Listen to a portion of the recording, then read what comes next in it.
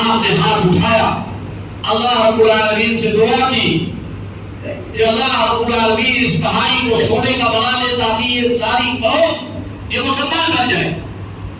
اللہ رب العالمین نے جبریل امین کو بھیجا اور کہا کہ جاؤ میرا یہ پیغام بتاؤ کہ میں بے شک اس بات پر قادر ہوں کہ اس پہاڑی کو ابھی میں سونے میں تبدیل کر سکتا ہوں، لیکن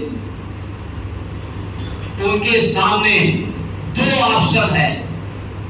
وہ چاہے تو میں اس پہاڑی کو سونے کی بنا دوں، لیکن اگر وہ لوگ سونے کی پہاڑی بن جانے کے بعد بھی مسلمان نہیں ہوئے تو میں مکہ کو اوپر اٹھا کر کے اور پلٹ دوں گا اور سارے کے سارے لوگوں کو تباہ و برباد کر دوں گا۔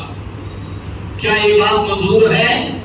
کافروں سے پوچھیں کہ ٹھیک ہے اللہ تعالیٰ سونے کی پہاڑی اس کو بنا دے گا، اس کے بعد اگر آپ لوگ ایمان نہیں لائے تو بستی کو آپ کے پلٹ دیا جائے گا اور سب کو ہلاک کر دیا جائے گا۔ دوسرا آپشن یہ ہے، آپ محمد صلی اللہ علیہ وسلم کے سامنے رکھیے، جبریل سے کہا اللہ تعالیٰ نے، دوسرا آپشن یہ ہے کہ ابھی ان کو اسی حالت میں چھوڑ دیا جائے۔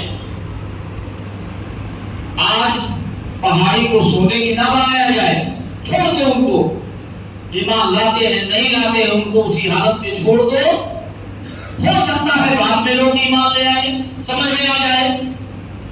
تو جب جبریل امین نے یہ دونوں باتیں محمد رسول اللہ صلی اللہ علیہ وسلم کے سامنے رکھی تو چونکہ آپ کا اخلاق یہ تھا، یہ بات میں آپ کو بتانا چاہتا ہوں کہ آپ کسی کافر کی بھی تباہی نہیں چاہتے تھے۔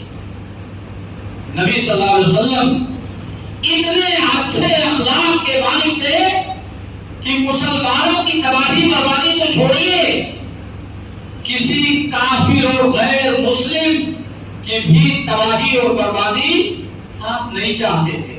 آپ لوگوں کی ہلاکت نہیں چاہتے تھے، آپ لوگوں کی ہدایت چاہتے تھے کہ لوگ ہدایت پا جائیں، ہلاک و برباد نہ ہو جائیں۔ یہ نبی کریم صلی اللہ علیہ وسلم کا اخلاق تھا کہ اپنے دشمنوں، کافروں، غیر مسلموں کی بھی تباہی و بربادی آپ کو منظور نہیں تھی۔ اس لیے آپ ڈر گئے کہ کہیں اگر یہ پہلا آپشن میں نے مان لیا اور سونے کی پہاڑی صفا کو بنوا دیا تو کہیں ایسا نہ ہو کہ یہ ایمان نہ لائے اور ہلاک کر دیے جائے، تباہ کر دیے جائے۔ اس لیے آپ نے کہا نہیں، چھوڑ دیجیے اس آپشن کو، کہ کوئی بھی حالت پہ چھوڑ دیتے ہیں، ہو سکتا ہے یہ نہیں کہ نسل یا یہی لوگ بعد میں اسلام لے آئے۔